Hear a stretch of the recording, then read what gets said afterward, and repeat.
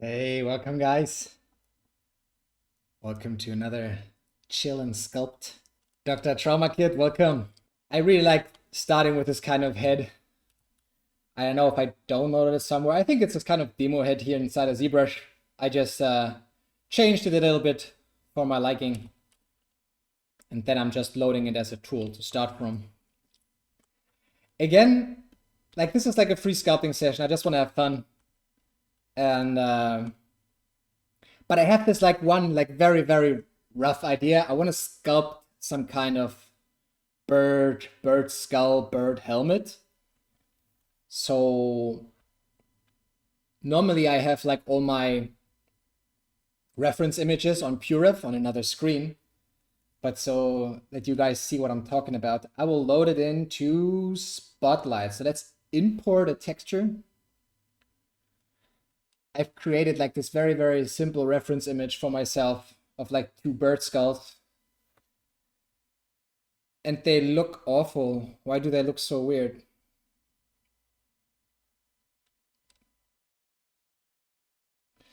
Is it something in here? Haven't used Spotlight for quite some time, but this is just a JPEG, so this is not really the result I wanted. So let's turn that off. And maybe I'll just open it like very old school to show you guys what I'm talking about. Yeah, I just found those two images and thought that they look very cool. Whoops.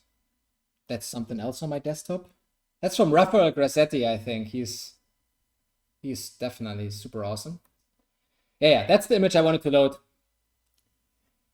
Spotlight tries to make all the blacks transparent. Damn it. Can you disable that somewhere? But for now, I'll work with this. And I get back to that later. Now I just start with some kind of mask or helmet, and then I can get back to it to get some inspiration from these two like very cool skulls. I mean, there's so much in here that just looks super interesting, right? You should have a slider on there. Yeah, I looked for it, but in Spotlight, there was so much. Let's not worry about that for now, and just start. I think that's okay too. So I guess I'll just duplicate and then inflate this one a little. So it's like a mask. And then just use my Sculptors Pro on top of it. Not really worrying about what I have here, it's just to get like an idea. I kind of like the idea of having like a kind of skull shape, the overall shape that I have. So that the eyes are like pretty big as well, you know? Something like that. Kind of reminds me a little bit of Berserk anime. I think that the ally who turns into the bad guy, I think, has this kind of helmet that looks pretty much alike to what I have here now. But I don't want to have the nose. Let's just push that in. And this time, I think I don't want all this stuff down here. Not really interested in that. Let's just get rid of it. Delete and close holes.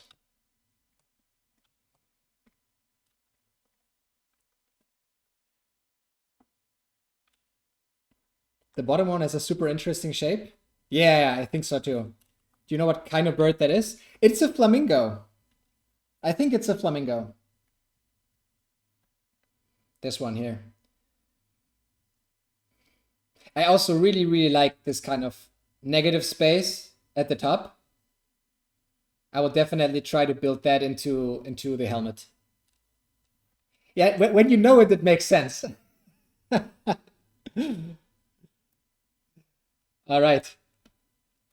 Let's go back in here.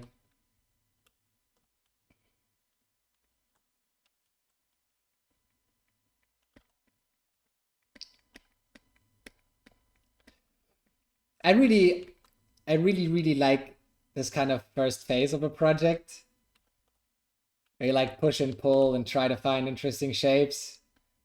I think that's so fun. And it's like messing up the canvas, you know, just doing like random things and then let that drive whatever comes after. I like that a lot. So I think I just clone this again. I like the idea of having a kind of mask, but then at the same time, that kind of bird skull shape on top, maybe. So let's duplicate this one and just move it up. And maybe we give them like separate colors.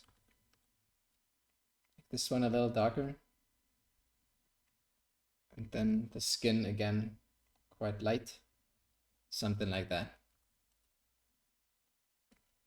I just want to have some kind of shape to work with, really. It's so fun. Yeah, I love this so much, especially like this early phase, where everything is like still super rough. You're not, you know, polishing something and worrying too much. It's just this. I mean, this is really what ZBrush excels at, right?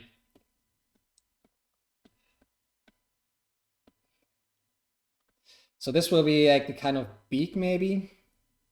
And I kind of like to repeat that, this kind of skull shape in here.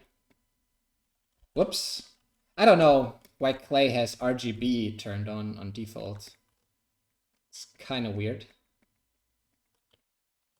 Let's just push this in and see what we get and what we can play with.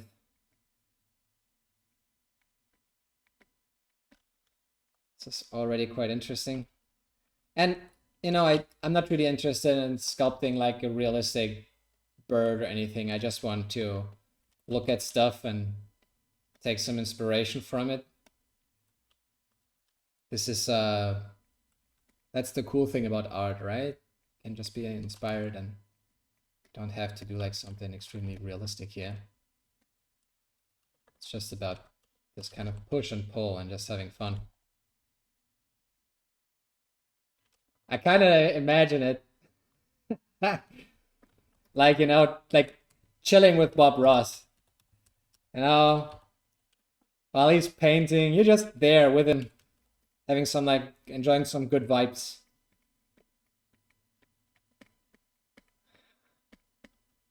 And having a good time together.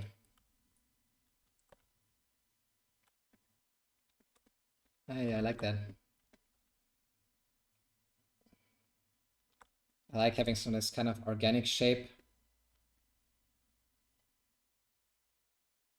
I don't know how much I want to polish it. Don't worry about that too much.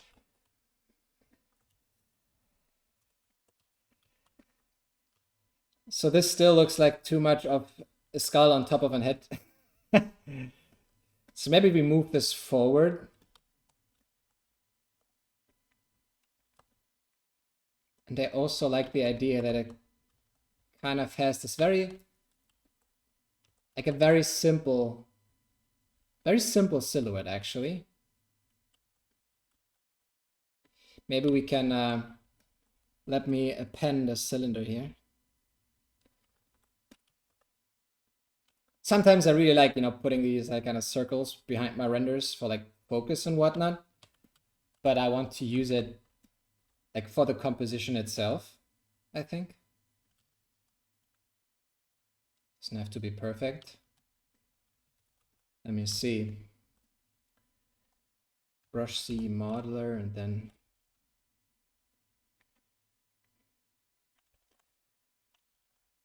I just do this so when we subdivide, it looks like a little better. Yeah, like so. Something like that.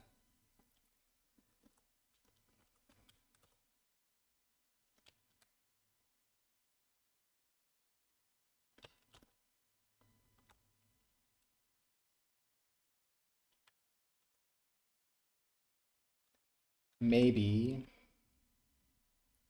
we just mask the whole thing. Move it down.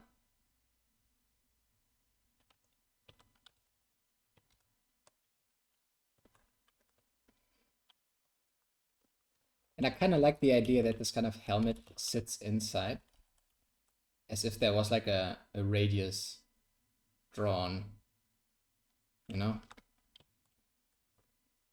So I think I want to get like pretty crazy on top here without changing the silhouette too much. And when I look at these like skull shapes here, I really like these like little connections. It's like a very nice detail, creates some nice negative shapes as well. Oh yeah, and I wanted to I wanted to create those little holes, so let's do that.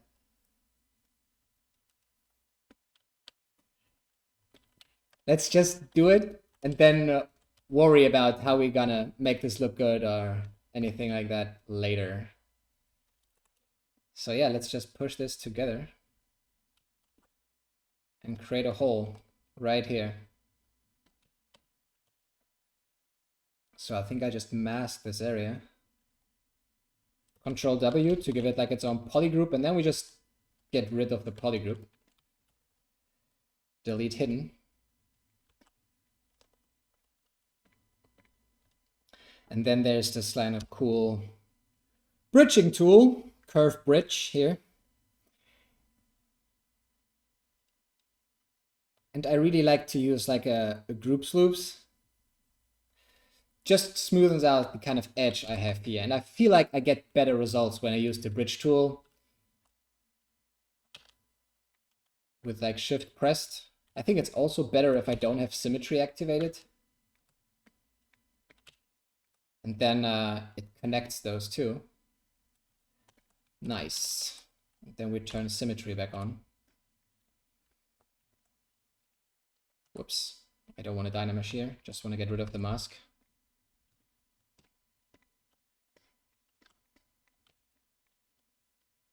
All right.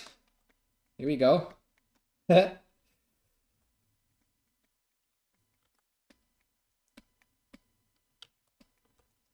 I don't need this sphere for now. Let's focus on the helmet.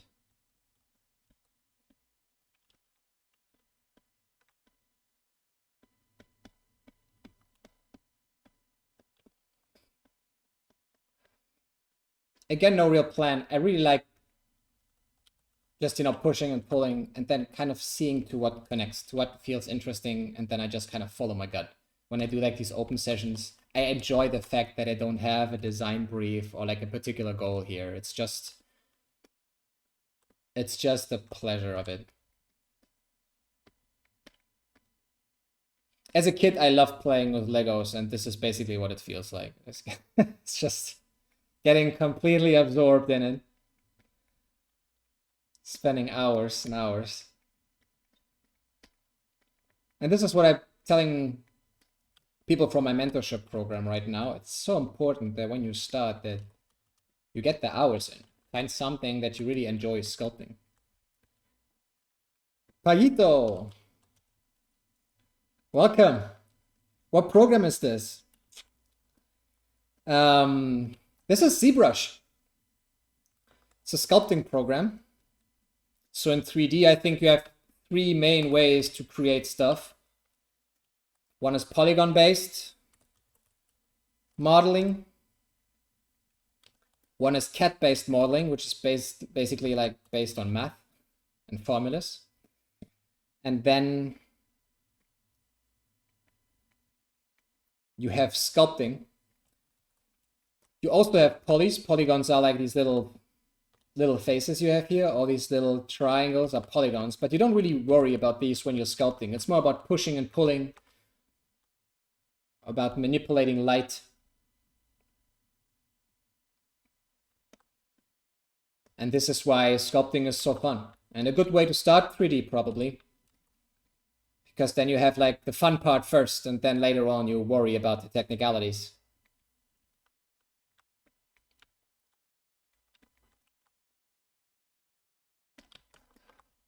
Again, sometimes I really like when I go into these sessions without any plan, you see me like doing stuff pretty randomly, going back and forth, drawing like these lines. I really like the Damien standard for that. And then just see what kind of works, what I like, and then I keep that and work around it.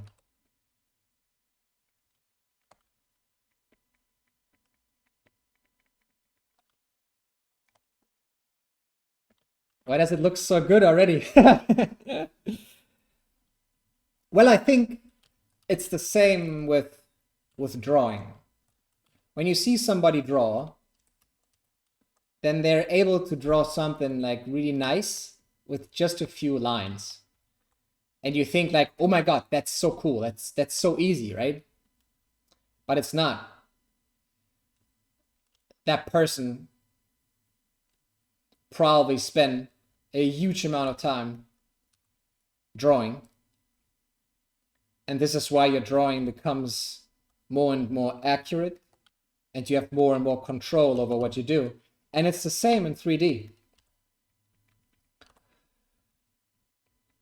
At some point, you become more and more used to these tools, and you get more and more effective. And then you're able to do stuff with less and less strokes. You need less and less push and pull. Do you ever work with Blender?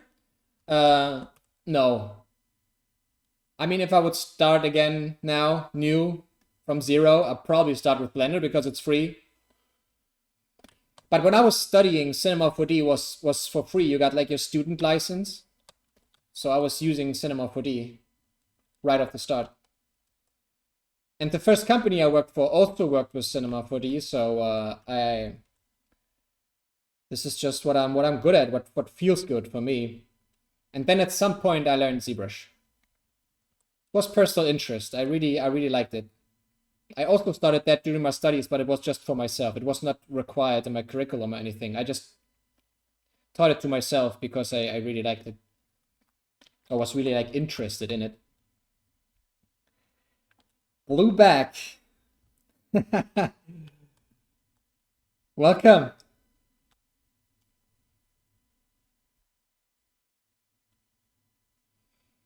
Started following 3 weeks ago on Instagram. Also a 3D designer working for Netflix. Nice to meet you, bro. Nice designs, by the way. Thank you so much. Happy to have you. Write me a DM or something. I want to see what you do. I'll check it out after my stream. All right. So yeah, I think it's the same in 3D, right? The more and more you use something, the more efficient you get or you become. And this is why I think it's most important to just get the hours in, especially when you start. It's not important what it looks like, just get the hours in and get used to the brushes. The brushes are super powerful. And learning to use them is just big. You can do like so many different things with just a handful of brushes. You don't need many.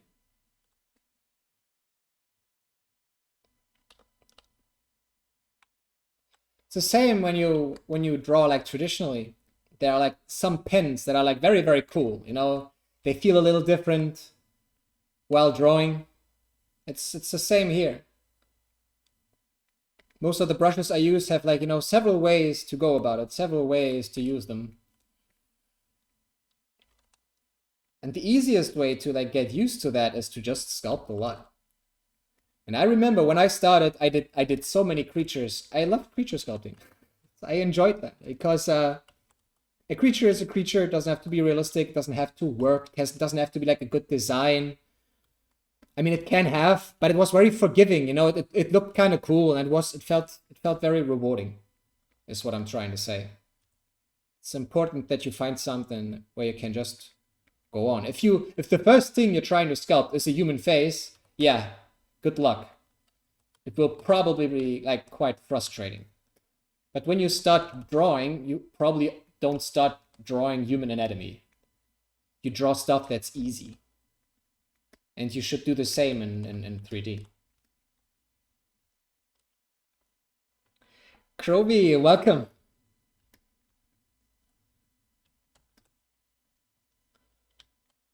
Actually don't like that it's like going back this far here. Okay. So let me look at what I'm actually doing here. Maybe we push, I mean, this is a mask as well, right? We can actually push that forward. And I like how that looks. Can we go crazier? Oh, that looks weird. I don't even know if I want to have something inside here. Let's see.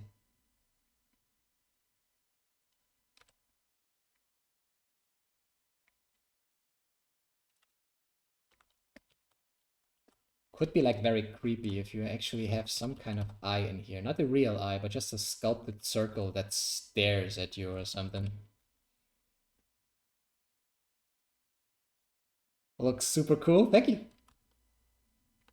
I already like it. I think it's going into a good direction here.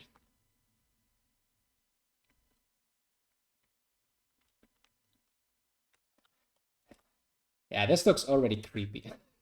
I don't know if I want creepy, but let's stick with it for now because the mask itself is kind of creepy.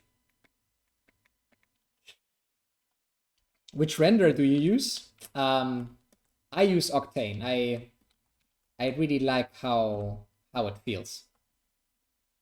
Feels very very intuitive. Like overall, this whole workflow is intuitive.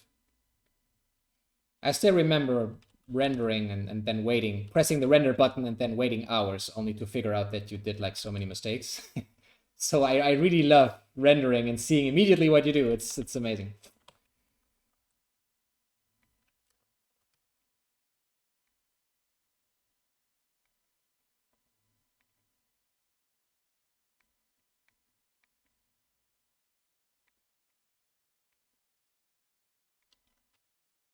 All right, I don't want to get too carried away here with the eye. But I think that's it for now.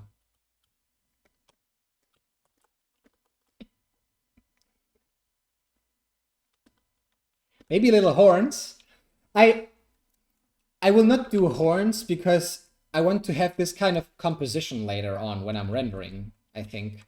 I like to have like these geometric shapes, you know? And I feel like if I go too crazy with the silhouette here, I kind of get rid of that. This is why I'm keeping the overall silhouette simple. But the shapes inside, I want to get crazy with everything that happens inside here, but then keep the silhouette super clean. I like this kind of contrast. Oh, clever. Thanks. I'm just having fun. I wanna play. I wanna do stuff. I wanna try stuff. Don't know what I did here, but it's still like I can just polish it again a little bit. If you didn't have that hole in the beak already, how would you go about cutting it in ZBrush? Oh, I actually showed that. But let's do it again because it's fun. We will not see the helmet in the back. There's this kind of tool. It's called Curve Bridge here. I can show it again. Let's just do another hole. Let's another hole just for you. Up here. Let's just do another one.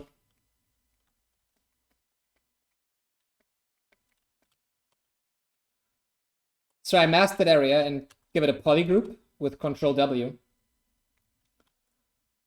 Then I select it and delete it. So now I actually have a hole. And then just for better results, I often do like the big group loops. So it cleans up the edge. It's still open, it just cleans up the edge a lot. And then I use the Curve Bridge tool with symmetry off. And then I basically draw and then I hold shift so it snaps to that outline, and then I do the same on the other side. And boom. There we have another hole. Choop, choop, choop, choop, choop. Yeah, making sounds always always helps, guys. Choop, choop, choop, choop, choop. Choop, choop, choop, choop. Mirror and weld. Yeah, why not? Now we have two.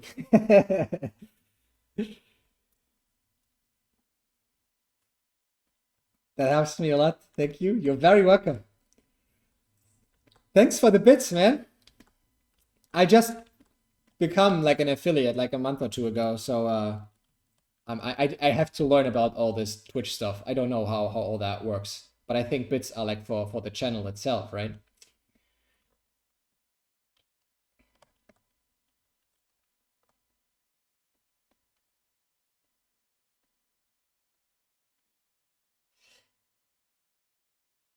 Nice. I changed from Arnold to Octane to Arnold from Octane. Ah, the RTX was too slow. I see.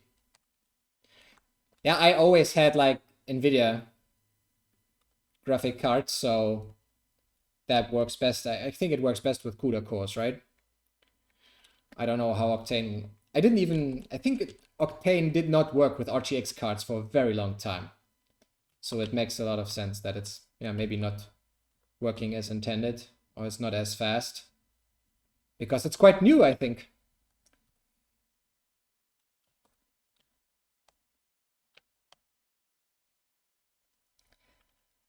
It's basically just a cent that goes directly to you. Ah, nice. Thanks, mate.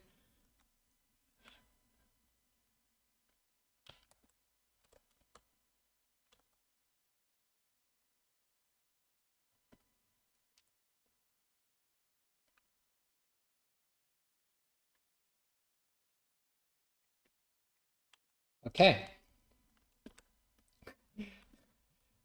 So I started with like the bird and beak kind of idea, but it it got creepy very fast. But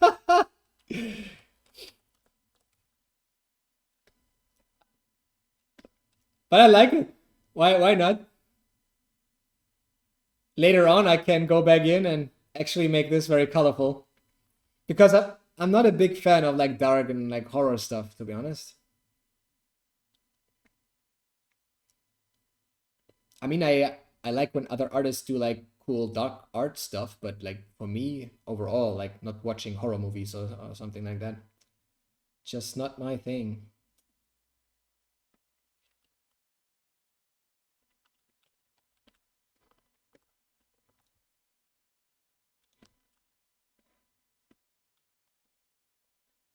Okay, looking pretty weird. I think now that we have it this way, we can probably split this part so that later on when I texture it in Cinema4D and Octane, then that's easier to do. Just give this whole like beak area its own material. Yeah, let's do that.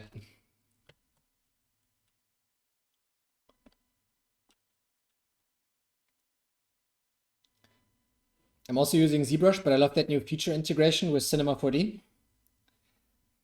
Yeah, I mean, when I was thinking about, you know, also like getting into Blender, at least, you know, have a look and see what works and what doesn't and what they have for modeling tools. Because the modeling tools seem very powerful. But then again, I think a lot of it comes down to like, you know, how used you are to the tools themselves.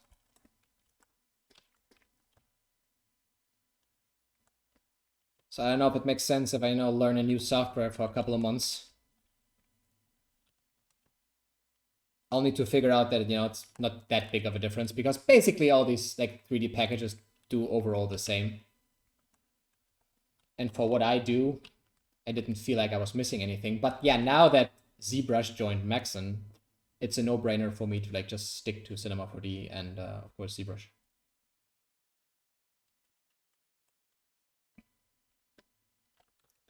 All right, split hidden, close holes here. Then I just push this inwards.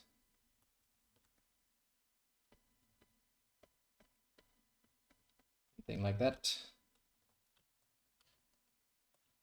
I'm not worried about sometimes, you know, like here destroying stuff that I sculpted, because for me none of that is finished. I can go back, I can sculpt it again.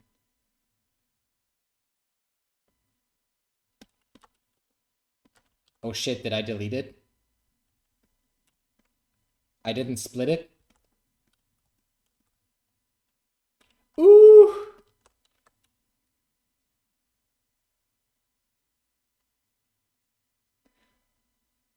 I have to go back.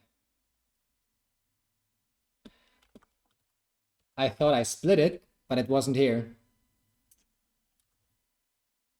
Split hidden.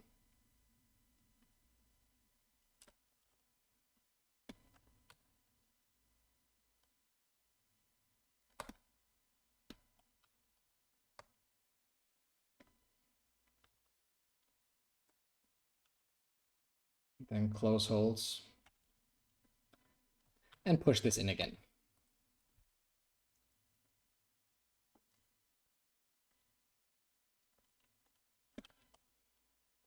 Sculpture and mesh cleaning are annoying if you're poor.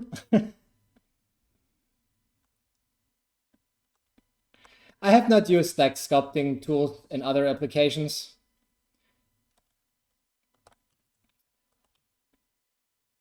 But when I did, I think I did some sculpting on an iPad. I also did some VR sculpting. Yeah, and some of the stuff is cool and some of the tools feel nice.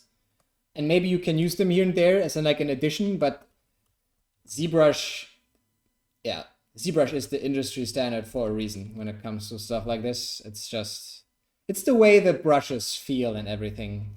I don't know, it just feels really good.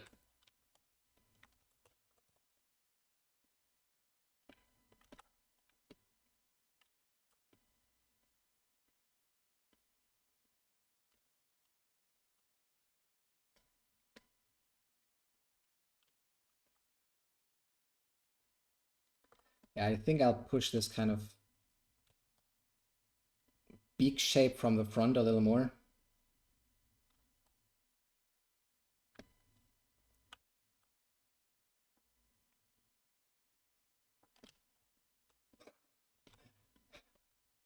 All right.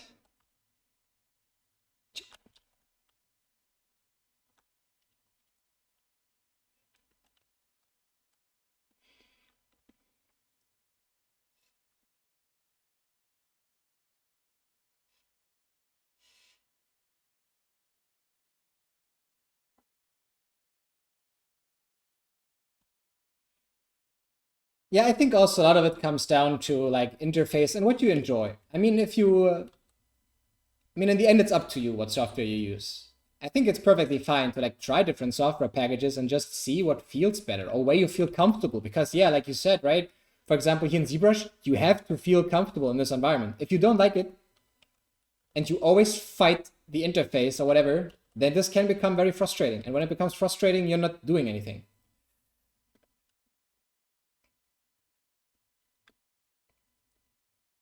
And a lot of people curse about the ZBrush interface, but I actually really like it because it's super flexible. It's 100% customizable, and I really like that. I like the fact that I spend most of my time actually creating. I'm not like clicking in palettes and doing all stuff and like so much stuff in like the menus. I just have like my pop-up menus that I use a lot, and that's it. That's super fast, and you're just in creation mode the whole time. It feels so good. Ah, it's so warm here, guys. Woo! Where are you from, guys? I think it's 30 degrees outside. I'm melting, and I need a lot of water.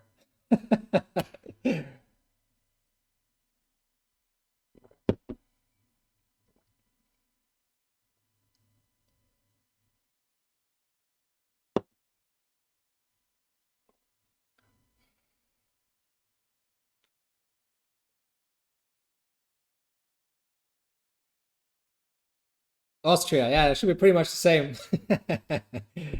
Greetings from Germany.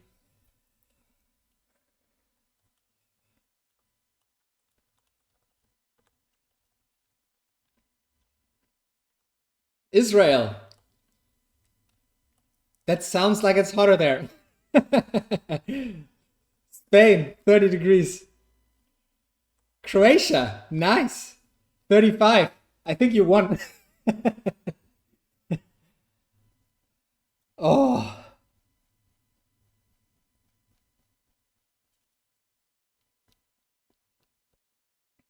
And watching you and doing 3D jackets and Marvelous Designer also hot. Marvelous is also so fun. Like simulating cloth is, I don't know, feels so good. It's also a little weird at first, right? We just had it. Like when you get into a new software, it's always weird in the beginning. Yeah, and that's why I think it's so important to make this like enjoyable. You have to bridge this kind of crucial gap from beginner to intermediate. Beginner is frustrating. As intermediate, you can already do stuff that you like, that you enjoy. So I think that's the most important phase. If you can make this fun, then you're probably all set. But it's really, really important to bridge this like crucial gap in the beginning. 100%. Jet Set Geometry, welcome. Marvelous Designer is great.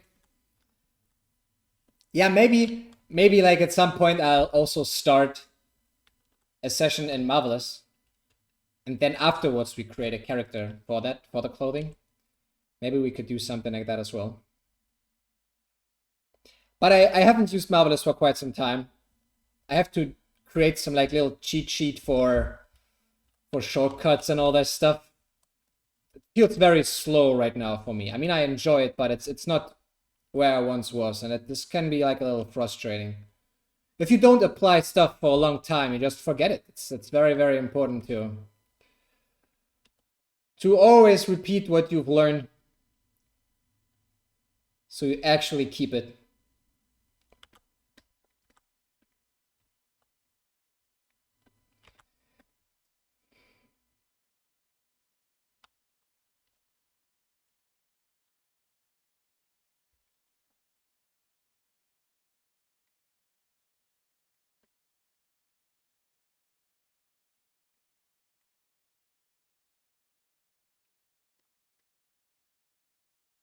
I don't know if I want details in here. I think I'll stick to like a simpler shape. I don't want to over detail here. It's so easy in 3D to like do too much stuff. But at this stage, no. Don't want to get carried away with that.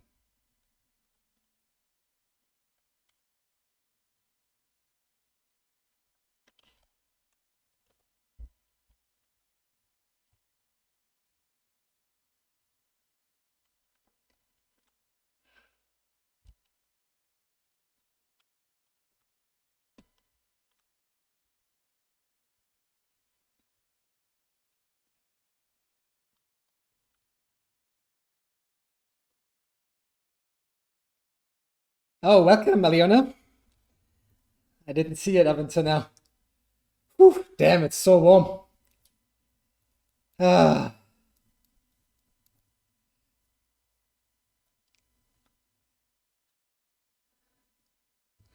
Maybe a collab? You doing cloth and I do some stuff? Yeah, maybe.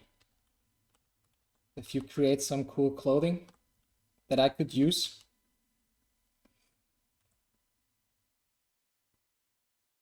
I also like the idea of like for myself, just, you know, I like the idea of creating some like basis stuff that I can use over and over again. You know, in Marvelous Designer, you don't want to create a jacket 50 times, right? You create it once, you create like one base jacket, and then you probably take it from there.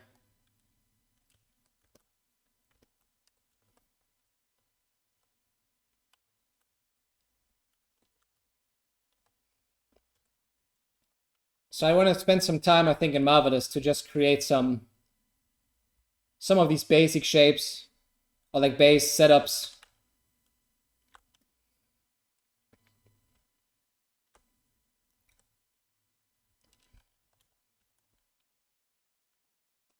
Let's go one step forward. I'm not sure about this eye area here. It looks weird from the front. I think I have to push this to the front to be able to play more with like the shape itself. If it gets too distorted, it's harder, right?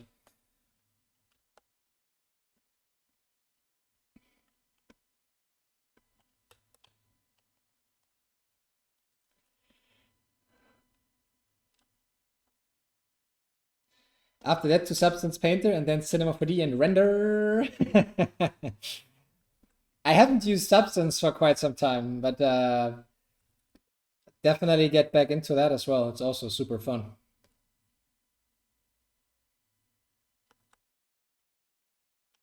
And I also got more used to Rhizome UV again. I just haven't used it for quite some time. Sometimes, you know, depends on what I'm doing. And when I'm just doing art, sometimes there's not the necessity for me to, like, you know, do like the unwrapping and texture painting. Sometimes I like the fact that I can create something, you know, in a few hours or a day. Then I like the fact that this whole process doesn't take like super long. It can get frustrating if some stuff takes too long. I don't know.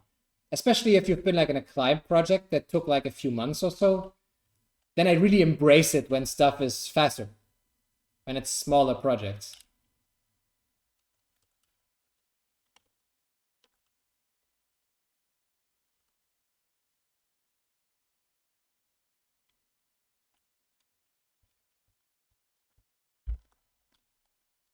Nobody's talking about Maya. Sorry. But again, I think all of these software packages are super cool and powerful. It really depends on what you do, what you need it for, what your clients are using, or the company you're working for, right? I also, for me, I don't feel like this. It doesn't feel like competition. And when somebody else says, "Oh, I use this software, I use that software," people ask me a lot about like, "Oh, what software do you use?" But it's mostly because they think that if they learn the software, then they can recreate whatever I do. But this is like oftentimes not the case.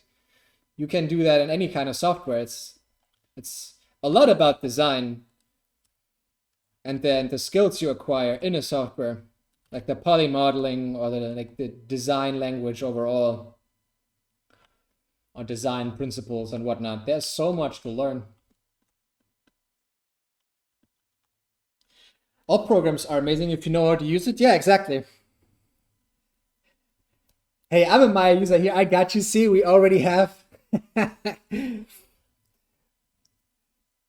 we have all kinds of cams here.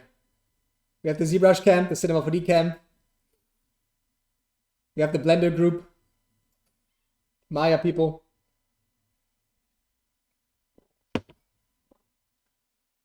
But yeah, I agree. It's like, it's getting used to the tools and then learning how to apply them, learn how to use them, how to use them to your advantage, that they like actually work for you. Then it doesn't really matter what software it is. You have some kind of idea and you want to manifest that somehow into this world, right? So it doesn't matter what software it is, as long as it's fun.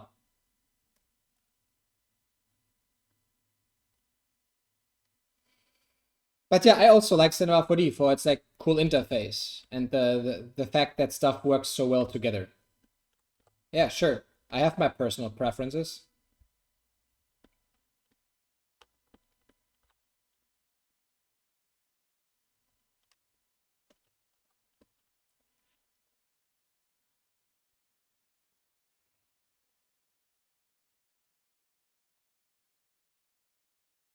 Quick question. I'm trying the cut hole technique you showed.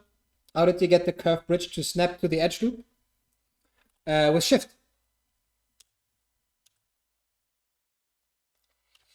So if you have the curve tool active, then you draw the curve, and then you press shift, and then it snaps to that open line, that open area, that open border.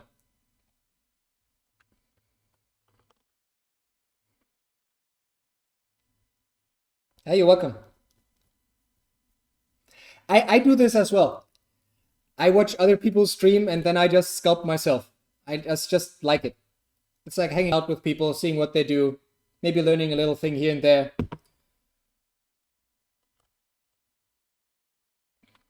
Or when I'm struggling to start, sometimes I don't feel like super motivated or whatever. Then I just watch other people sculpt, and then at some point, I just can't watch.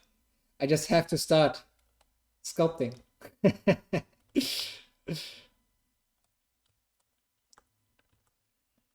Whew. Damn, this looks kind of cool. I like it. But I still don't like the eye shape here. It's like, where's my Epic Pen brush? My Epic Pen tool?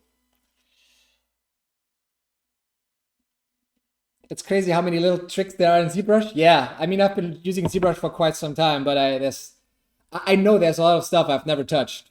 And I will at some point, yes. I'm just aware that there is more. Yeah, I don't like this kind of shape. I want it to be like pretty similar to what I have here. Like a little rounder, probably. Maybe like this. Yeah, maybe I don't go down that far. Maybe that's the solution here. I like the fact that they're basically like two eyes staring at you. Yeah. Yeah, let's try that.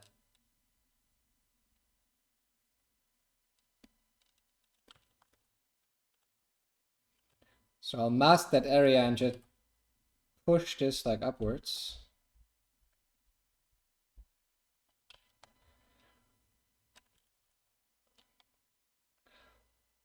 But yeah, it's also because there's stuff inside. Let's get rid of that. Whoop, whoop, whoop, whoop.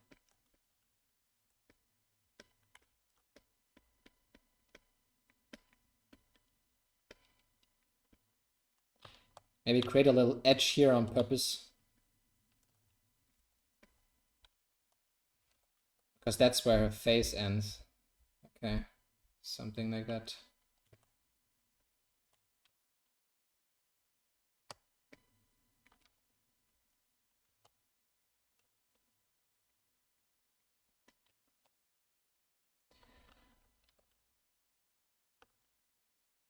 Yeah, better already.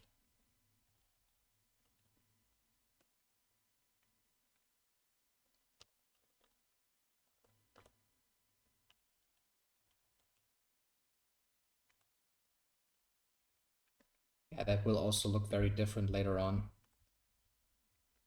when these two things are like split. Yeah. I like this so much more. So I probably push this forwards anyway, so we have this kind of nice shadow around the eye. It's probably a good idea.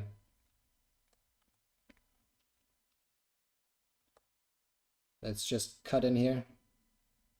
Very rough.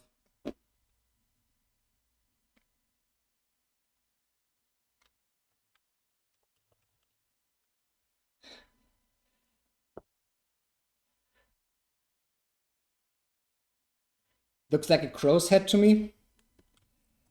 Parade. I don't know what that is. Let me look that up.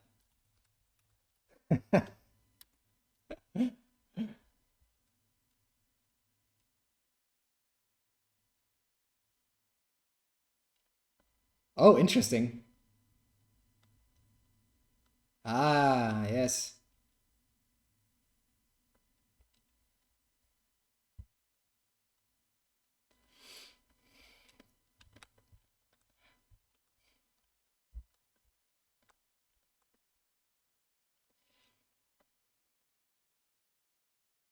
And these like, I don't know if it's like pareidolia or what it's called, but it leaves like things to the imagination. It feels like looking at clouds or something.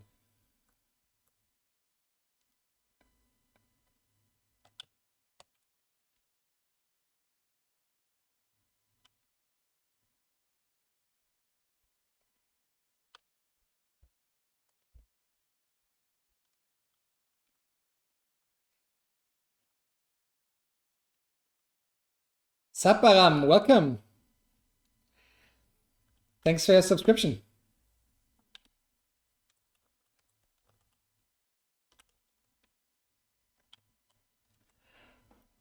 Ooh. All right. Woo. I'm having fun. I really like where this is going so far. For me, I think I want to try how this looks like rendered. So I'll probably do like a very, very quick decimate on this one to look how it looks like in Cinema 4D with some lights and shadow.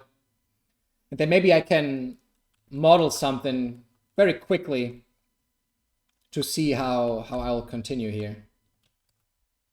So yeah, let's do that very quick. Let's do a merge visible. Here we go.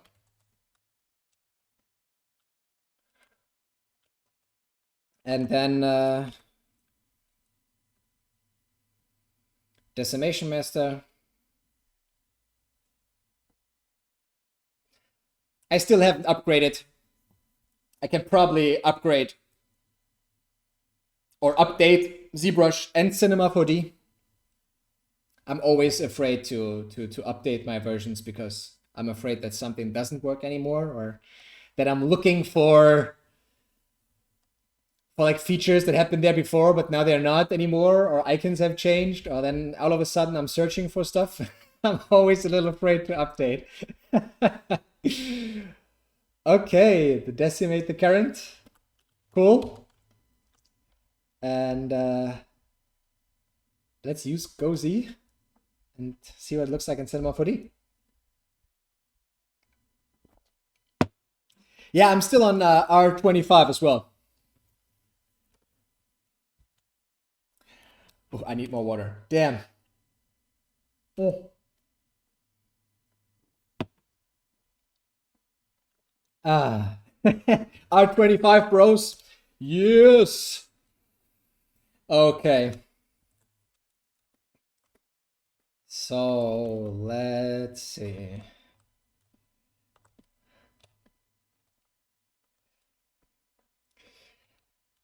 Let's do some a very quick ratio here.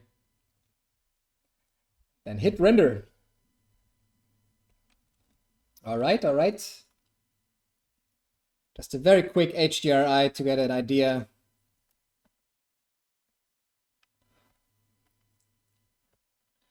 And a color for the background, like a basic setup I often do. Okay.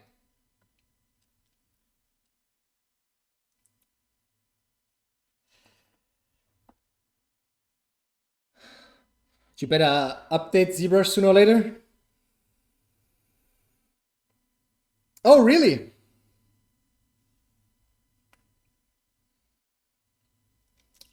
I mean, the thing is, I have a subscription, but I don't know if ZBrush will be implemented or if I have to pay more to have ZBrush.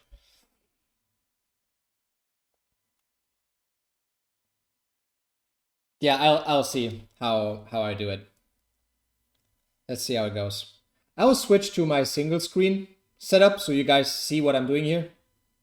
So basically just created like two skies, a texture environment and an HDRI environment. HDRI and texture as a background color. And this is it. This looks already interesting, guys. Ooh, I like it. So let's throw a very quick material on it.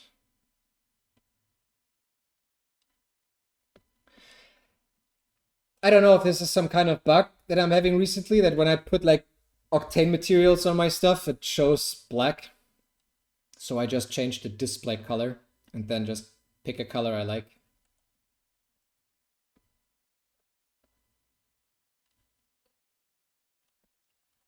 Let's call this composition. And you know what I haven't done, guys? I have not saved anything yet. Damn!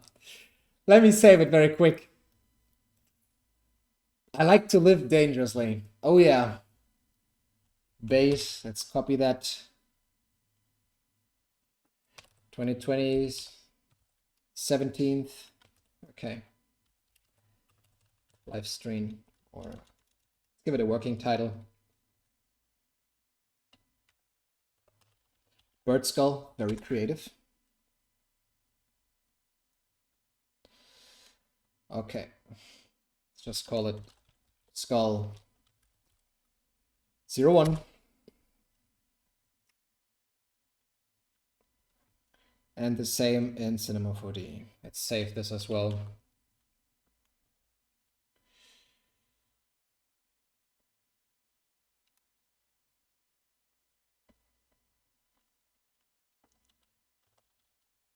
Skull head.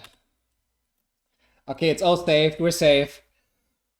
We're safe, so I can, you know, chill for a second and drink some water. We have to stay hydrated, guys. Whew.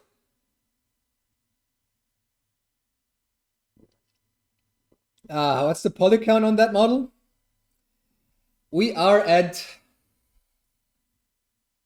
1.3 million overall, like subtools.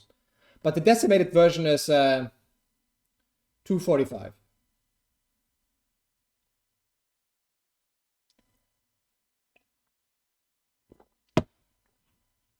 All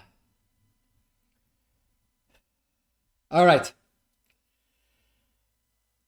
Let's continue. So I just created a new material. And especially when I have like all these little creases and crevices, I just love what a dirt shader does to it. Getting like so more detail out of it. Maybe not too crazy.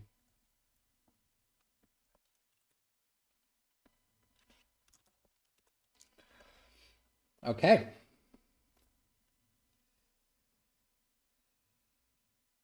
It's looking good. Christian, welcome, mate. I didn't know you're in here too. Yeah, let's do like let's split like this one subtool I have here, like the mask. And give this like another material. Oh, damn it. Sometimes I press stuff too fast. Okay.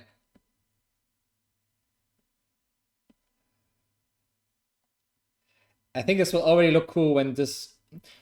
Let's copy the material with the dirt node on it. That's probably smarter.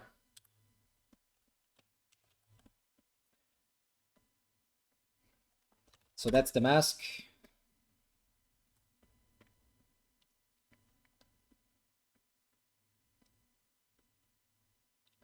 Oh, I see. I want both, right? I want the dirt and the color. So I use like a multiply.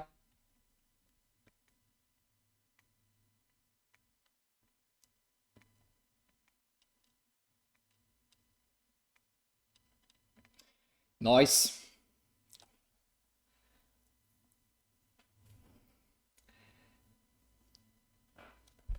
Sapper, I'm just gifted 5 subs. Thank you so much. That's amazing, man. Thank you. Taking one for the team here.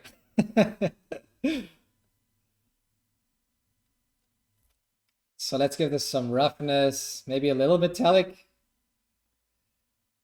Probably looks cool on the mask itself. I don't want to get carried away. I know that, guys, this is just so much fun. But I don't want to get carried away with materials here.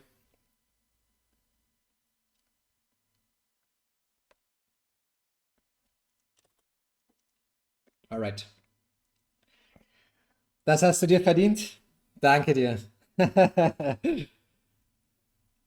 Ey, es freut mich so sehr, endlich wieder mehr Kunst zu machen und jetzt auch wieder zu streamen. I'm so happy I can like do art again and stream more stuff. I had a very rough like first half of the year, so I'm just super happy to be back. I really enjoy this. This is so fun. I think I don't need like the world grid or like the work plane here. Looks better. Okay. So I was talking about that in the beginning, right? That I had this idea of this kind of pretty basic shape around the head. So let's give this like more segments and push it to the back. We can give it like a black color for now. Nothing too fancy.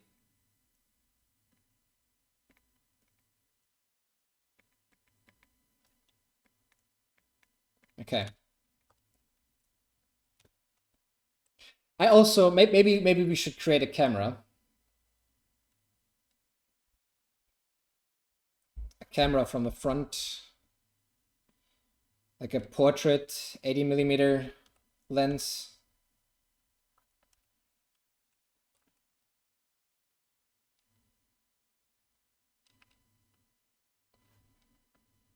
Maybe even more.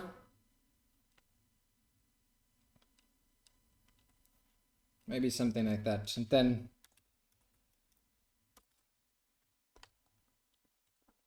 maybe let it look up a little bit. No, ice is pretty cool. Ice is okay. Zoom out. And then we can tell Octane to ignore the camera pretty much.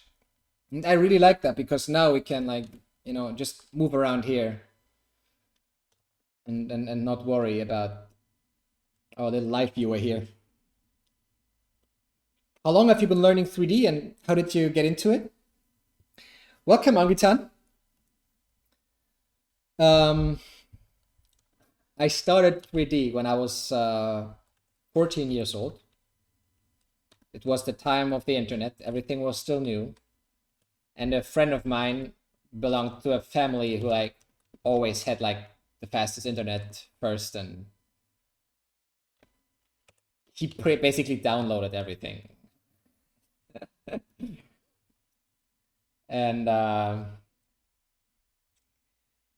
first it was like fireworks and Photoshop and stuff like that. And then at some point he came to me and said, like, Nick, I found something very cool. And it was Cinema4D, I think version 4 or 5, like a long time ago. And yeah, it was a hobby as a kid. And then when I got into school, or like when I started studying, I already had some skills. And the school I applied for also worked with Cinema4D. It was like industrial design, and they also worked with Cinema4D, which was awesome because I already know my way around it. This is, I really like how this is looking already. Let's call this backplate or something. And recently I really enjoy actually modeling cloth instead of like Marvelous Designer, or like using both Marvelous Designer and modeling. Maybe I'll try something similar here.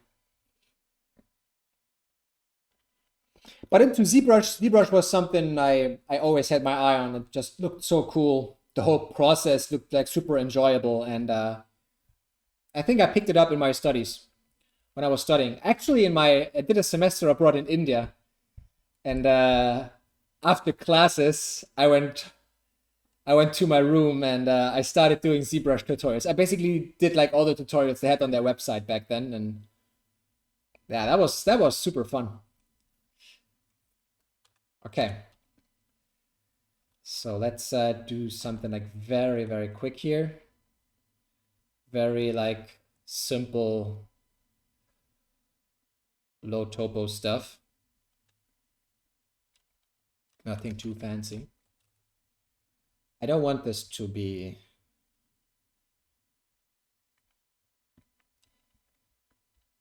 transparent. And I don't need this as well. I just want this shape.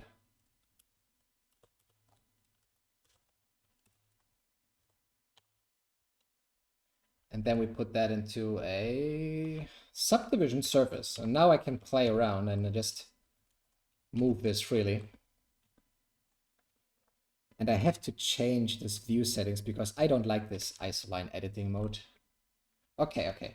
Because now I can, the thing I like about modeling cloth is the control. Just the control I have. And again, like the shape language can be more geometric. And I really like that.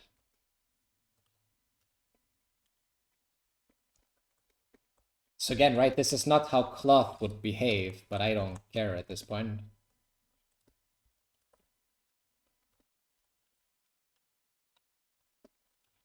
I just want to have something to play with.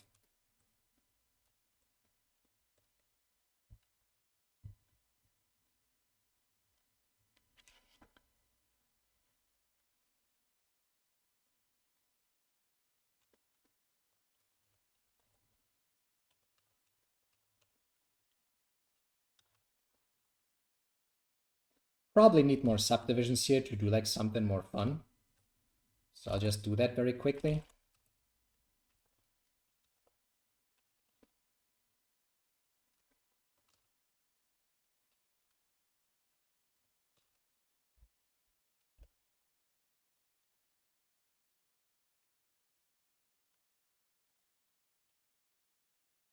Okay.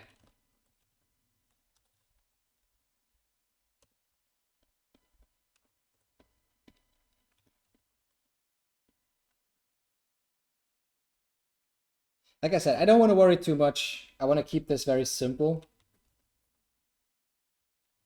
It has no phone tag. Bro, that's epic. Thanks. I really enjoy polygon modeling. I think it's super awesome. It's super fun. And it can be like such a quick tool. I still remember quite some time ago, and then I saw a YouTube video, I think, of Vitaly Bulgarov modeling, polygon modeling, and I thought like, damn, that's so cool. It's so fast. It was so efficient. It was amazing. And I knew that I had to get there somehow.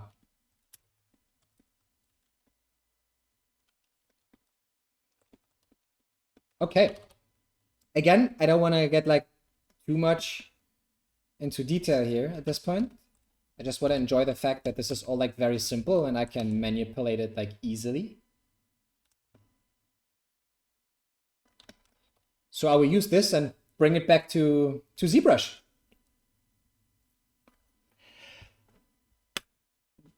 Water pause.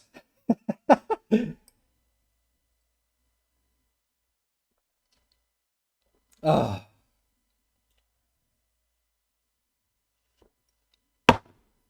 Damn it.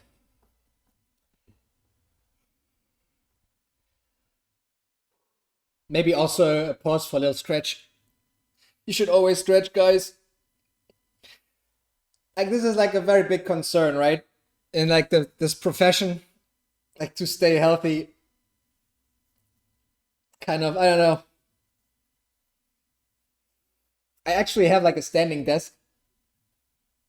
I use that as well, especially in the morning. But I have like a little light up here, and I think if I move my table up, it falls down and everything crashes here. So I would just keep sitting. All right, let's export this back into ZBrush. Stop the renderer. Just use this kind of cloth as like a guide, and then we continue with the sculpt. Yeah, so I just cloned it. And then we just send this over.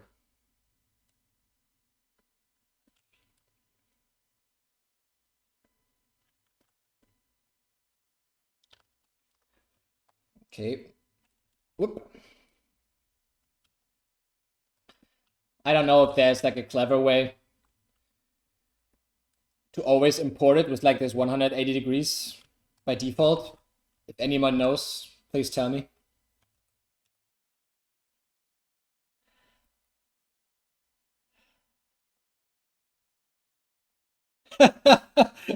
if I drink water with you, then I can drink the daily allowance for the stream.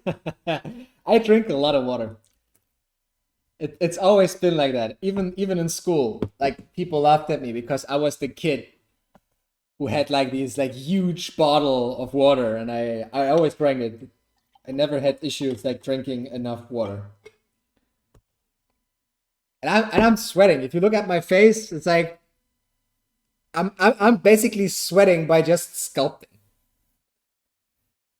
It's insane.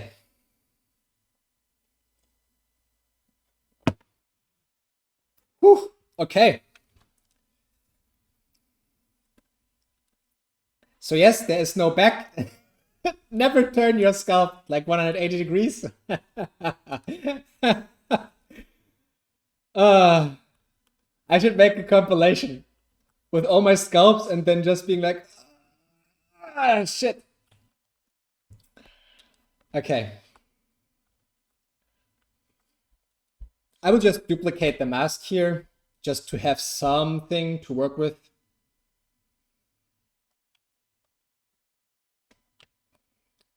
Maybe we create some kind of armor or whatever is down here to avoid that this head is floating.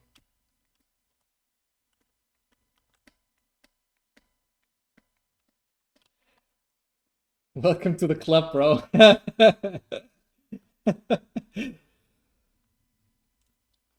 I feel you, I feel you. All right, what do I actually want from this down here? Do I want it to look like cloth? Do I want it to look like armor? Maybe both, actually.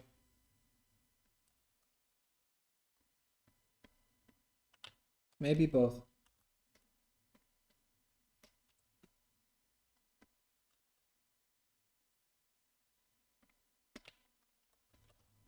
So what if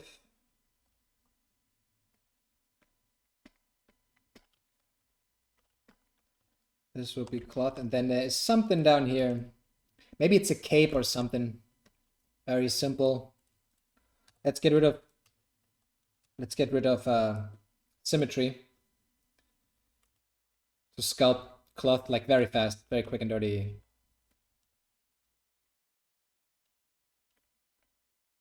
Nothing too fancy.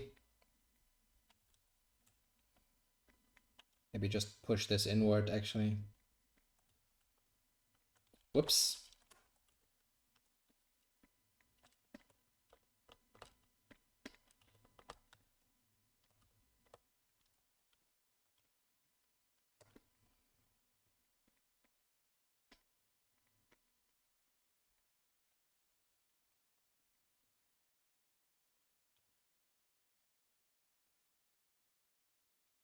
Okay.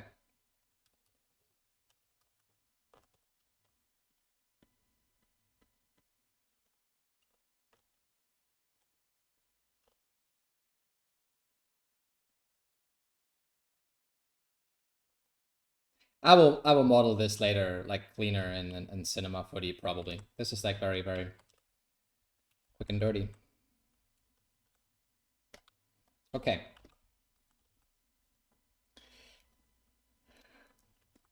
So then maybe,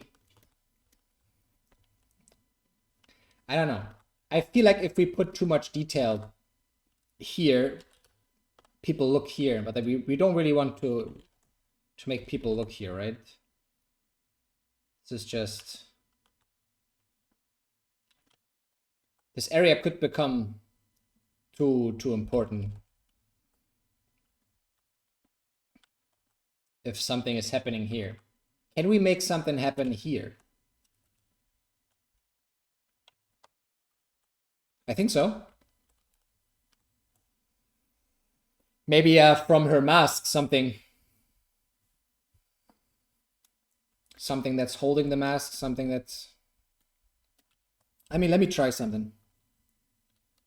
Let's jump to Cinema4D like very quick here. Just create a rectangle. Whoop.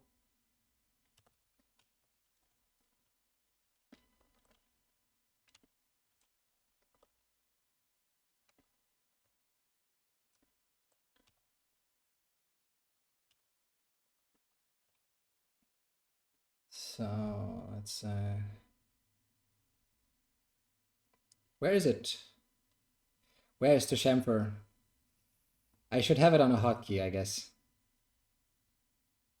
Where is it?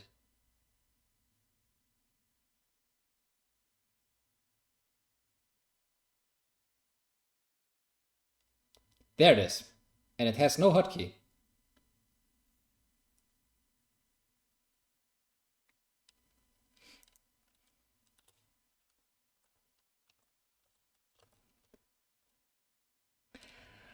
Wow, Wolf. Welcome. Happy to have you. What's up?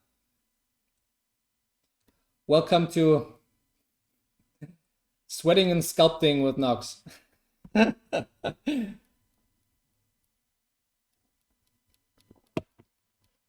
Ah.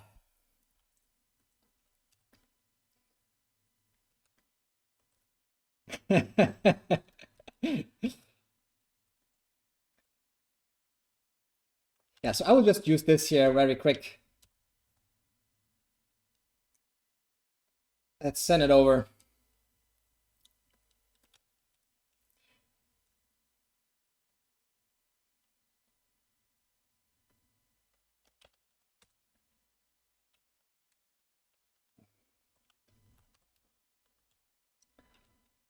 And then we can like push and pull a little bit.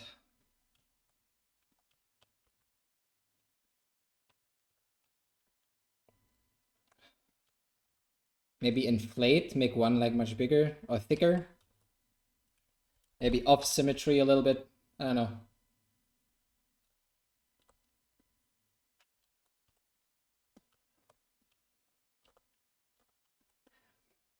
And then we can have some kind of detail down here, something that, I don't know, that holds this together. If there's more weight, then it would probably get like dragged in.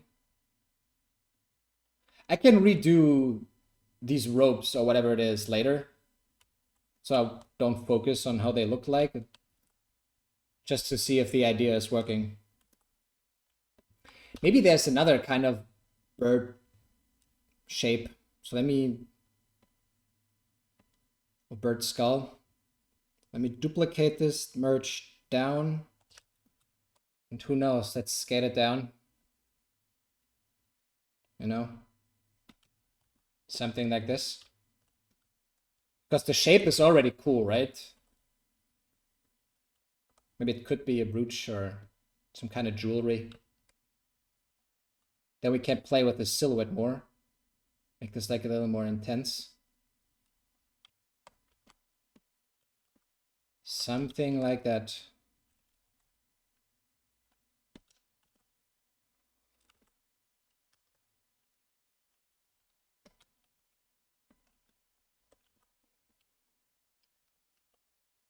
Whoop.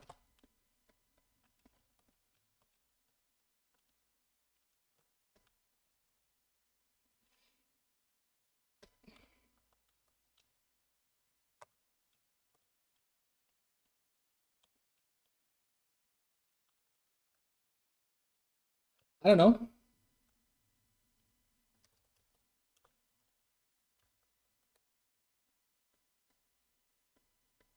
Kind of like it. Does it make sense? I don't know. Does it have to?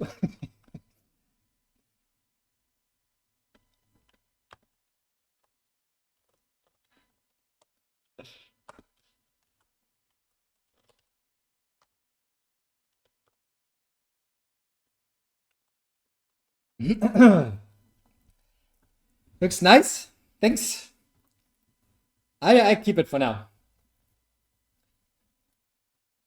Damn, it's so warm. Whew. Whew.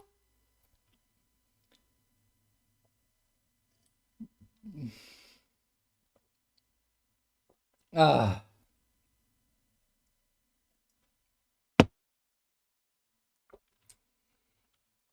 All right. I think I'll duplicate that again because it looks a little lost so alone. So let me just move this over and turn this into something else. Doing like some little jewelry thingy.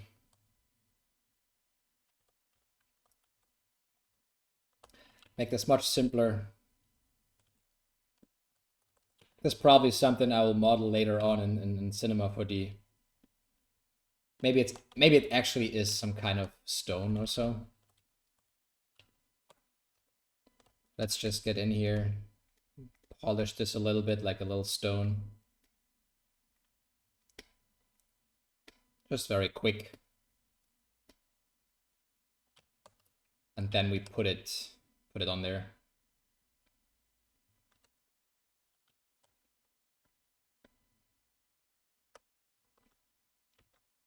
Then we copy that over to the other side, change it a little bit.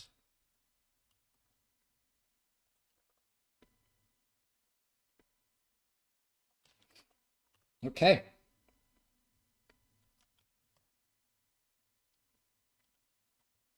Or teeth? That's a good idea, actually. Let's try that. Let's just elongate this one.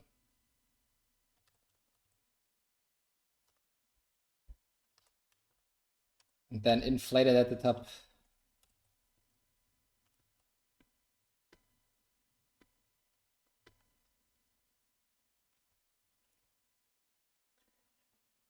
By the way, do we watch Live-Maxing sometimes?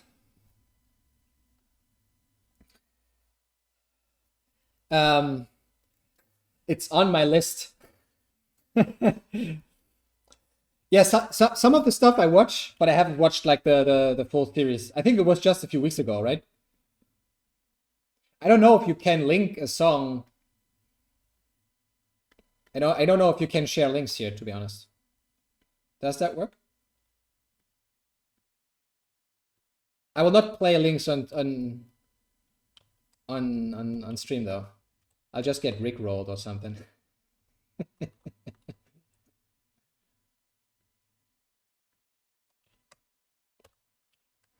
Yeah, let's not be like too crazy about this.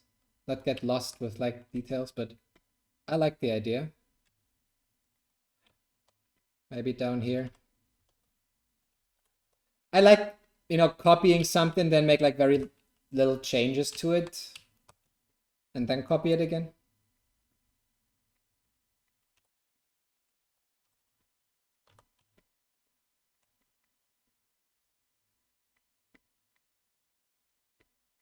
Makes it look like more natural.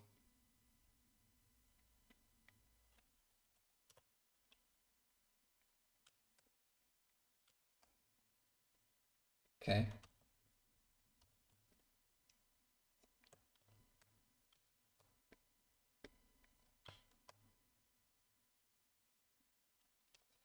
Maybe this one is like much shorter.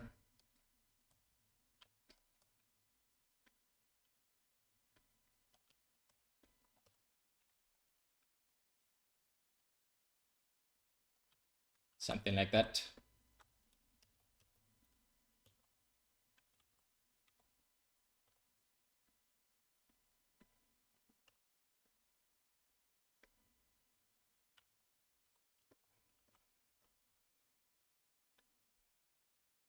Whew. Yeah, not quite. This big stone looks a little weird, but I want to avoid getting lost in like details here. So let's make this very small, like it sits on top here or something. And then just move on with life.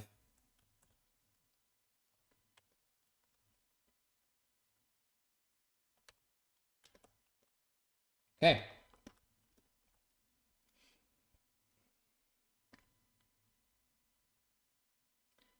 And merge down, yes. Can be like all together, I'm fine with that. Whew. Okay. So let's get back to like actually modeling this mask here.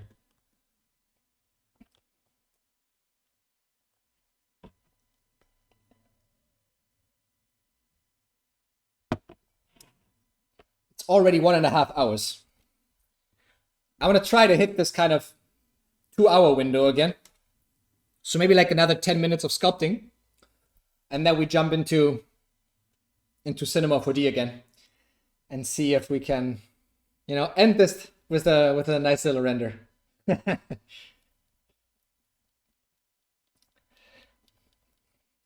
Is this the Pareto principle was like 80-20, right? What's this rule called? There's this rule that if you set like a fixed time for yourself, that's exactly how long it takes. So if you say to yourself, I have 2 hours, then it needs 2 hours. And then you can do stuff in 2 hours. Because you always keep like asking yourself, is this something that I can do in 2 hours? And then as if you're using magic, it actually works.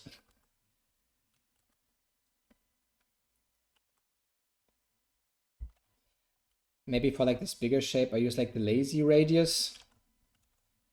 Bigger lazy radius. Like some detail on the mask.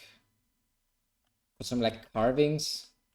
Maybe it's already too much lower.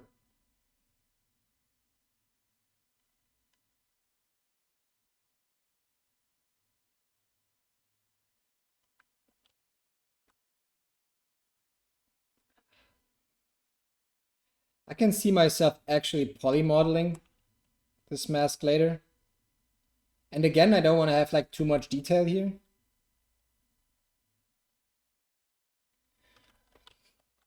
Because I want to look like, if this character has eyes, we'll probably look into the eyes, and then we look up here, and then there's like all this stuff going on. So there's already a lot of stuff happening.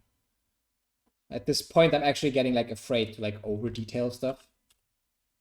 It's far from being over detailed, I know, but I like for my art stuff, I just don't want to get like too carried away too fast.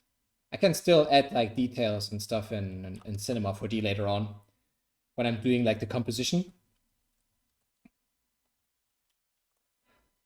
But maybe all this is nonsense, and I'm just worrying too much and keeping myself from actually doing stuff, actually doing changes. Because once you're like happy and once you like what you already have, you get into this kind of comfort zone, and then you're not doing anything anymore. You're not making like big changes, and you kind of keep yourself from making progress.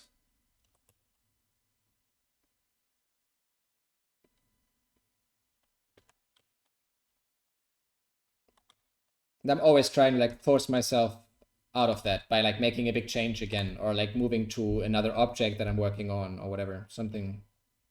Just being aware that during the process you slow yourself down, you sabotage your own process. We tend to do that. Just what happens. But we have to learn to work with it somehow. Oof. I think this is a cool area for some kind of for like a nice material contrast, like having something that is like this kind of bone shape or color, but have it in here. So I will just duplicate. Let's duplicate the beak really quick, or the skull. It doesn't really matter. I just want to have, again, like a shape. Then we scale that down. Without symmetry.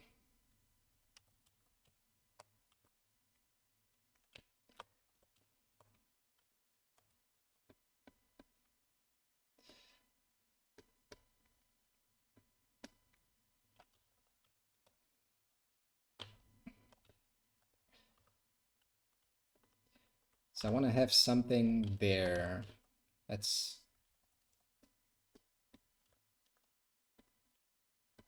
that kind of follows this flow. Nothing too fancy.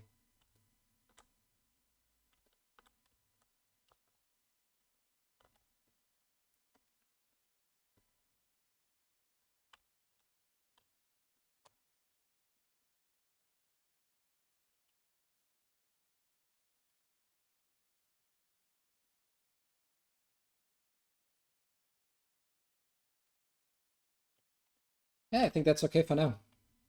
Whoop, whoop.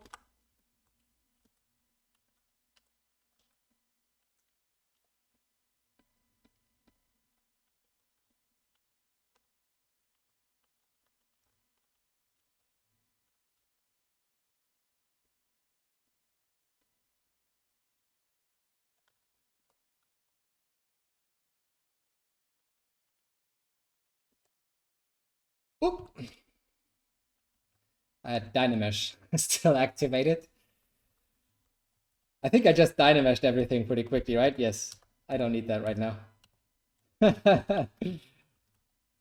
Okay, guys. Let's move this over to Cinema4D.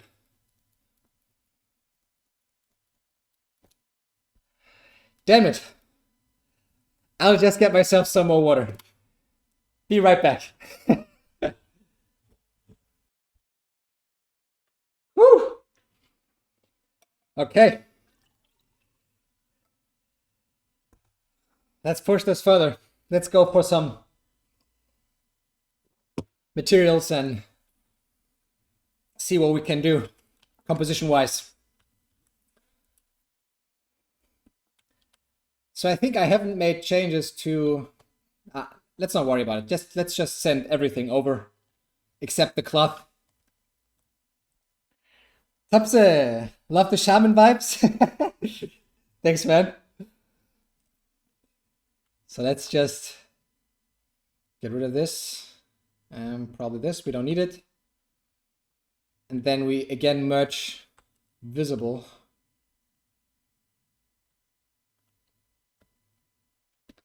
And then send all of that over. Preprocess current.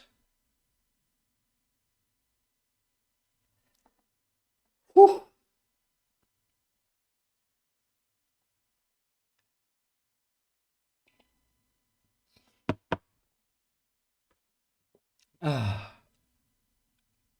That takes a little longer this time. Got more polys. 26 seconds. Decimate, yes, let's go. Send it over to Cinema4D and here we are.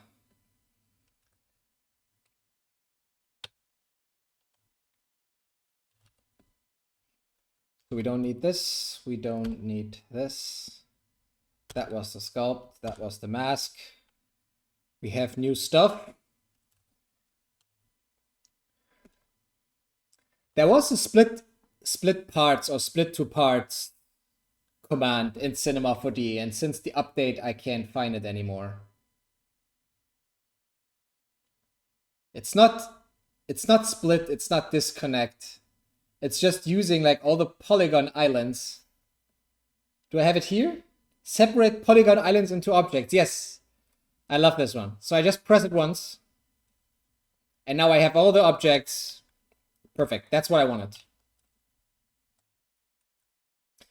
And yeah, now we have this like weird name, but I think I have like this naming tool here, right? Name. Sculpt. Okay. Much better. Okay. So this is actually a face. Let's give the face a material. And call it skin for now. Let's turn on the render so we actually see what we're doing here. Okay.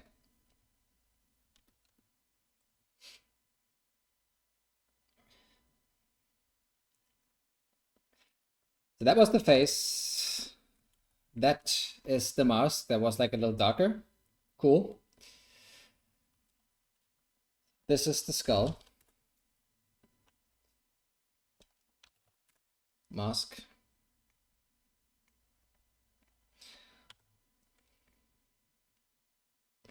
There's like this little wing in the skull, but same material.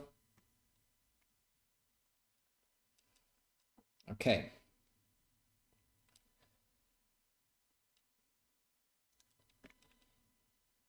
This is the scarf. Let's give it a dark material for now to have some more contrast in that area. What else do we have? That's the beak. Belongs to the skull. Again, this kind of weird issue of octane materials not really showing properly, so I just select everything and give it a custom color.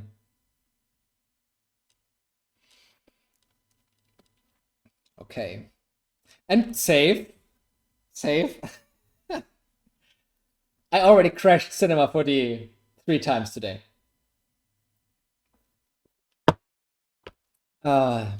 Sometimes I feel like if I'm making changes too fast in Octane or while rendering with Octane, then things can get messy. So that's probably just, oh yeah, I have the eyes on an extra. I only need one eye.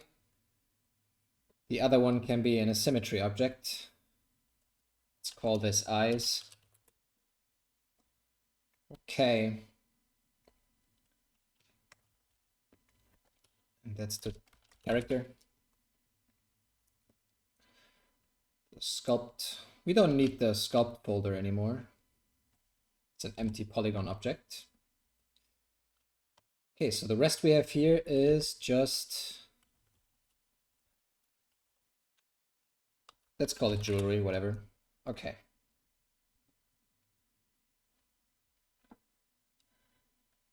So we have skin here. What do we do? Can get weird with skin.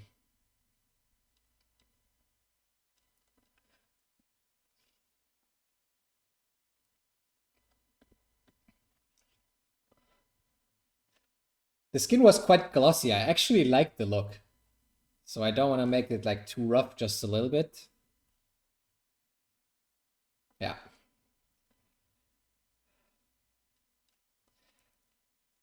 And I also like that this is already darker, but maybe we can go for like some colors here as well. It's not changing because now I remember it has a dirt node. So we have an extra RGB spectrum here where we can change the color.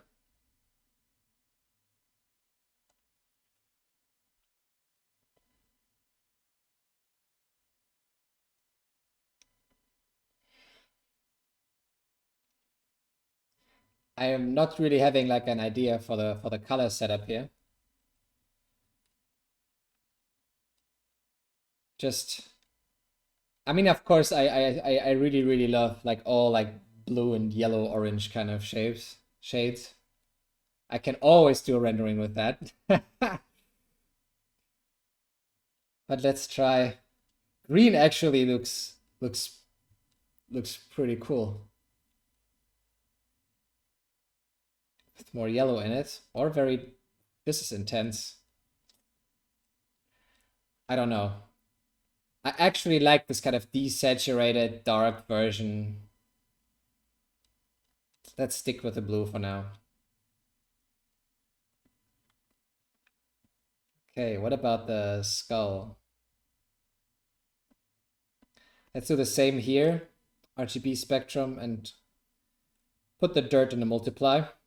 So we have this kind of depth from all our sculpted detail.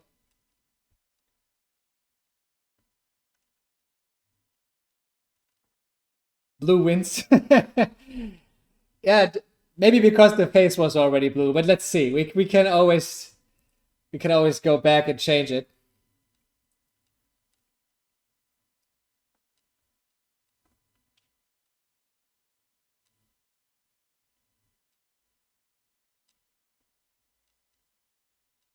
And this is exactly why I'm crashing Cinema4D and Octane quite often, because I just keep pushing and colors around. And sometimes this is too many changes, I guess, the renderer has to do. I don't know why.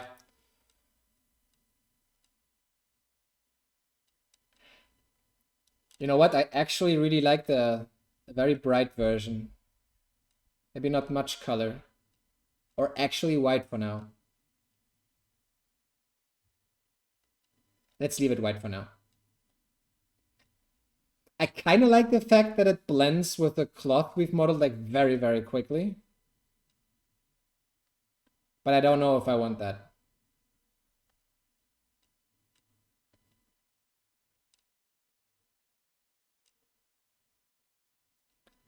This is actually really nice to bring some more color in.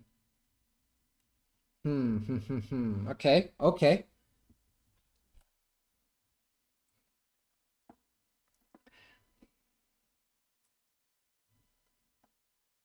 I like the fact that it looks like contained. Maybe the color is also contained. Maybe it shouldn't be that much color at all.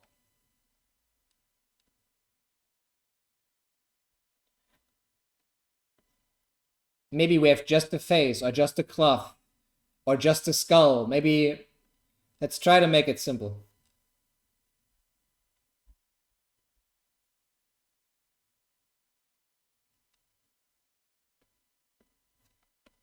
Maybe that was too much.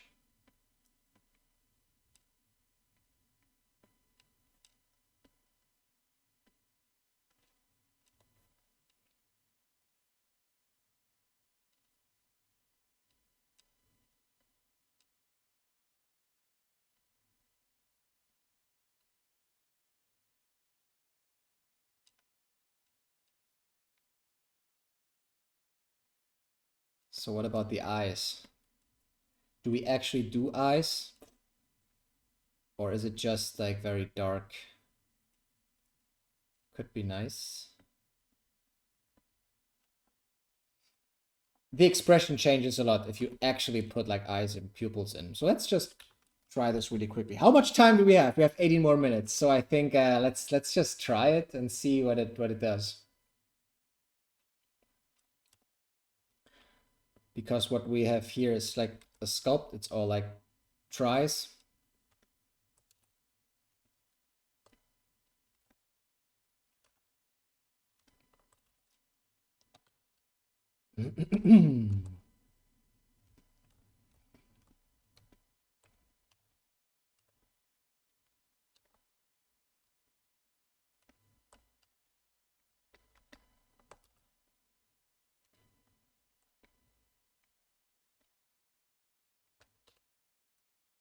Okay.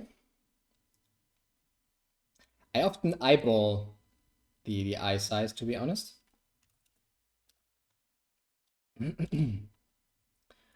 If there's a formula you can use, tell me.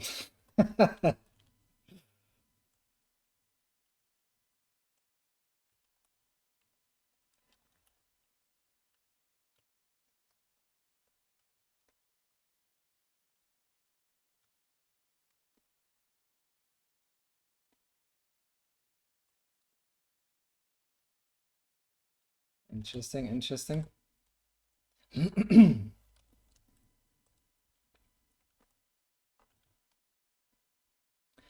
What if the eyes have some color to it?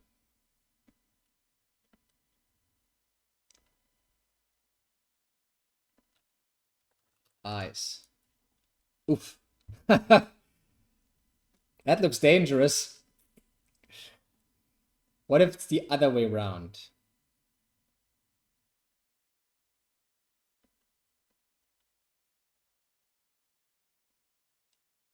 No, this looks weird.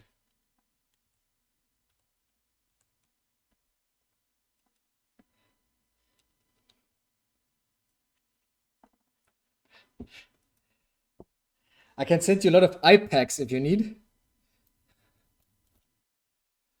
If that's if I'm allowed to use those,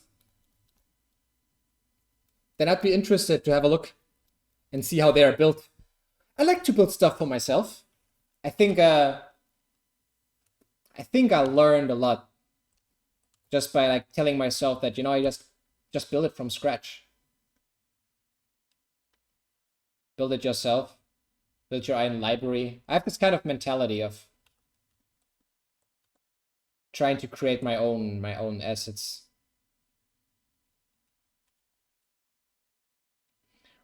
Or like by just exposing myself to it and trying it myself, I discover like I learn like so many lessons, right?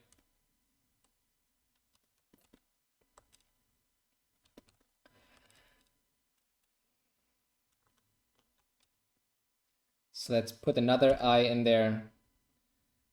I think the whole trick with eyes is just like the sclera on top.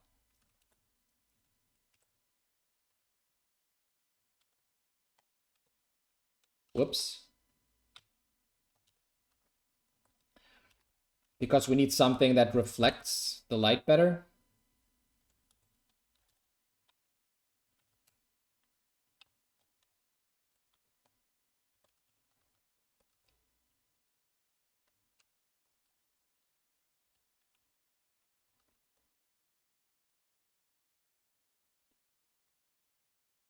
Then we create like a glass kind of like material, put that on top. And now it catches like these, it catches the light a little bit, right?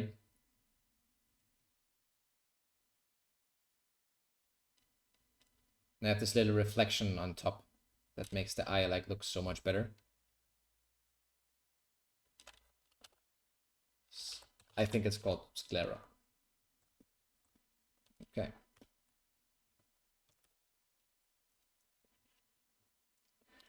All those eyes made in ZBrush. Oh, wow. So like actually sculpted detail and stuff?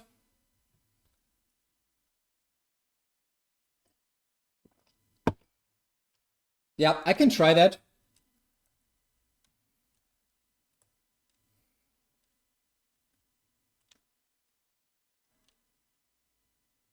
Okay.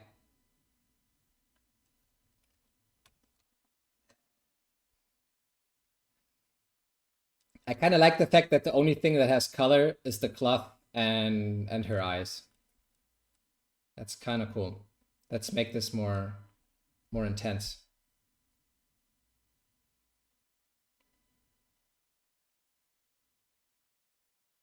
I rarely use green. Maybe we use green. I'm not a big fan of green, but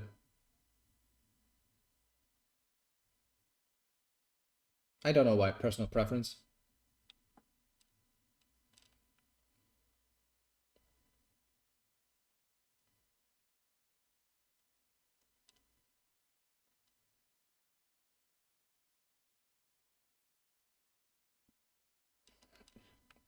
This looks too dangerous. It actually has the hawk eyes. Very cool. Thanks. Yeah, that's like, this is, I like to start with something that is as simple as that. And if you need more detail, if you need more realistic eyes, yeah, you can do all that. But if you start with something that was pre-built and it's already very realistic, everything you use that it's already been created has its own language, right? If you already use like a super detailed eye, then that drives what you do a lot. And the eye becomes very important as well. Maybe I don't want that. Maybe I don't want the eye to be that important.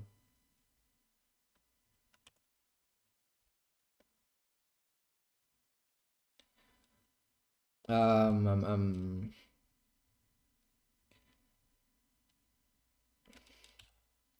have more control and it looks more realistic, I guess. Just from hard to soft interpolation.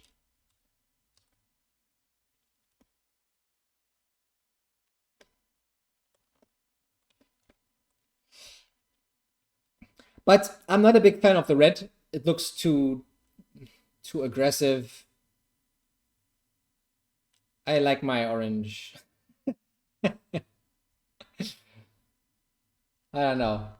I don't know what it is about orange that I like so much. It's just, or yellow.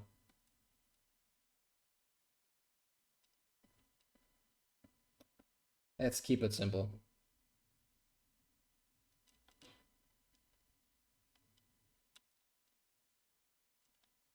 Ten more minutes.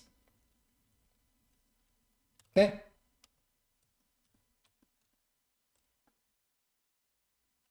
What about the beak? Maybe the beak has color? Would that look weird?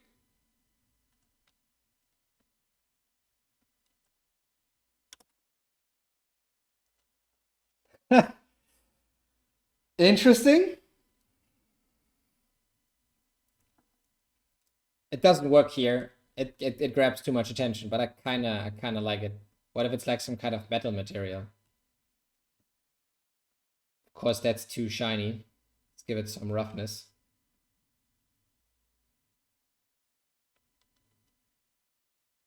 I don't know.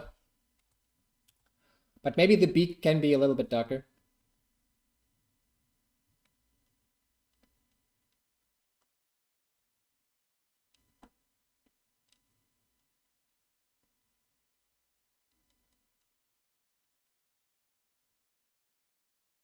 Sometimes I squint my eyes to see what it does to the composition. I don't know if it's stupid, but probably looks weird when you don't know what I'm doing, and I'm always like, Okay.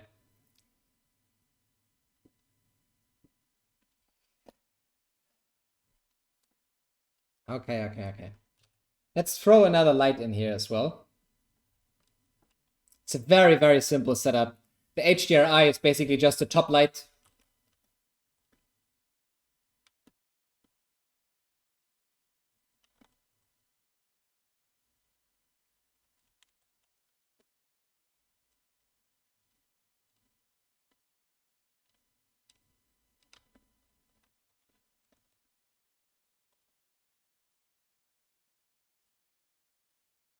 Let's decrease the intensity here.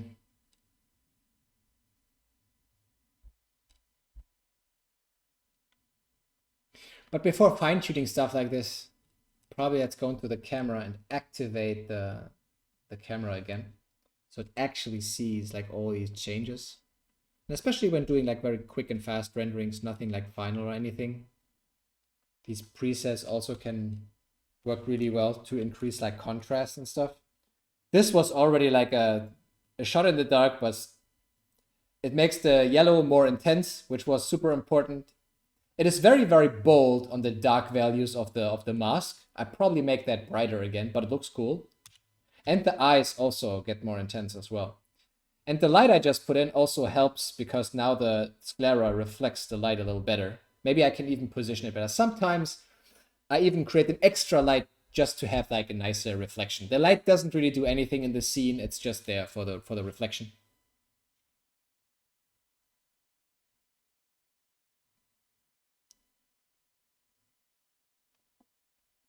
If you know David Ariev, yeah, sure. Luis Miranda, no? Well, check it out.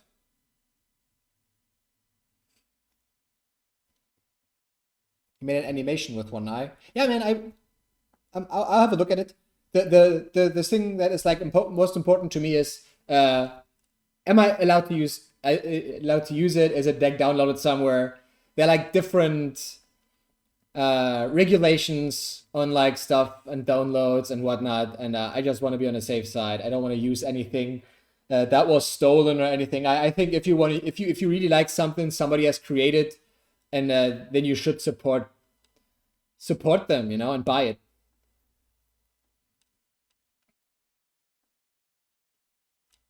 But I already like what the Ava Lot has done, and I think again, like this rule of you have just like 6 minutes left to have something like final. Let's stick with that for now. The skull was very bright before, but now it's like way too bright. So let's just go into the diffuse here and make it a little darker. And I have my RGB spectrum driving the color, so this was like too bright. Now we're getting like some detail back. Not so much, right? Maybe like so. Yeah. We don't actually need that.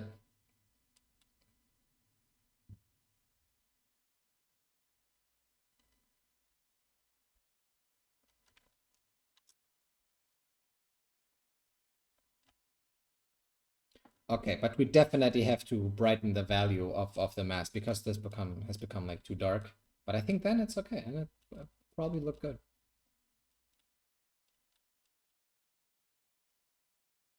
I like it. It's too glossy now for my taste. But...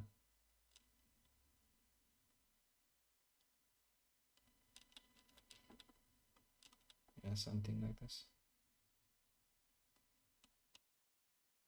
Yeah.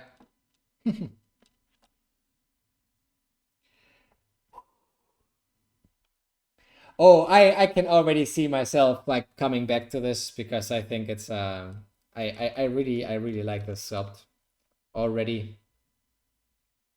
For such a quick one, I really like the result. What about this color? Do we actually do it like very bright? Can we go darker here? Maybe also color for the background.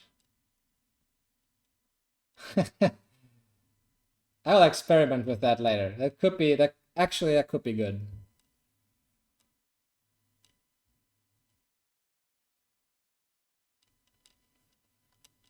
Yeah, but for now, I will keep it dark.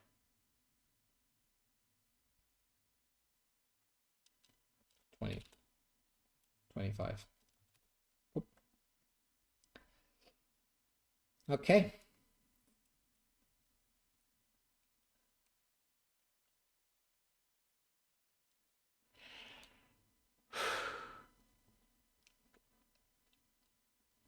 What I could also do, I haven't done it this time. I don't know why, but I think I will go to ZBrush and will also like maybe paint the face a little bit. You know, for the, like, I don't know.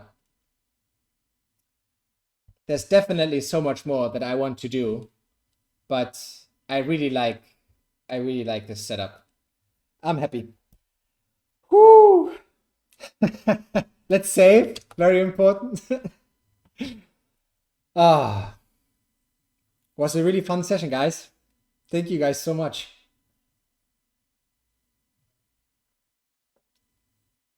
Ah.